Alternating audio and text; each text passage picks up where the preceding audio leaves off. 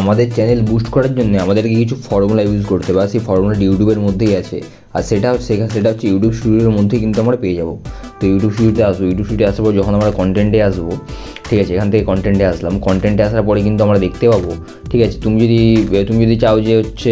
তুমি একটা কোনো ভিডিওর এখানে ভিউজ বাড়াতে চাও, ঠিক আছে, তার জন্য কী করতে হবে তোমাকে না, এখান থেকে এই যে ভিডিওটা আছে এই ভিডিওটার টাইটেলটাকে তুমি যদি এই ভিডিওটাকে আবার বুস্ট করতে চাও,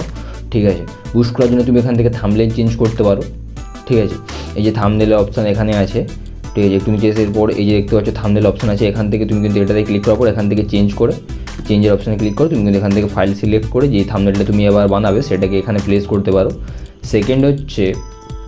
টাইটেল, তুমি কিন্তু টাইটেলটাকে চেঞ্জ করতে পারো, ঠিক আছে, টাইটেলটা যখন তুমি চেঞ্জ করবে, কিন্তু আমি তার আগে বলবো যে তুমি টাইটেল চেঞ্জ করবে সব কিছু করার আগে কিন্তু প্রথমে এটাকে এই যে এখানে যে অপশানটা আছে ভিজিবিলিটি, এই ভিজিবিলিটিটাকে কিন্তু তোমাকে প্রাইভেট করে করতে হবে। প্রাইভেট করে যদি না করো তখন কিন্তু পাবলিক করে করলে হবে না, প্রাইভেট করে অবভিয়াসলি সবসময় ডান করে এখানে সেভ করতে হবে, ঠিক আছে। তারপরে আমাদের কী করতে হবে, প্রথমে টাইটেল চেঞ্জ করলাম, থাম্বনেল চেঞ্জ করে দিলাম, ঠিক আছে, ডেসক্রিপশান তুমি যদি কোনো কিছু অ্যাড করতে হবে এখানে অ্যাড করতে পারো। আর দেন থার্ড নম্বর হচ্ছে এখানে তোমাদেরকে কিছু ট্যাগস ইউজ করতে হবে, এই ট্যাগসগুলোর জন্য কিন্তু তোমার ভিডিওতে ভিউজ আসবে, ঠিক আছে। তো এত ইজিলি কিন্তু আমরা আমাদের ভিডিওকে বুস্ট করতে পারি, ঠিক আছে, এবং আমরা এখান থেকে খুব ইজিলি ভিউ আনতে পারি। Thank you.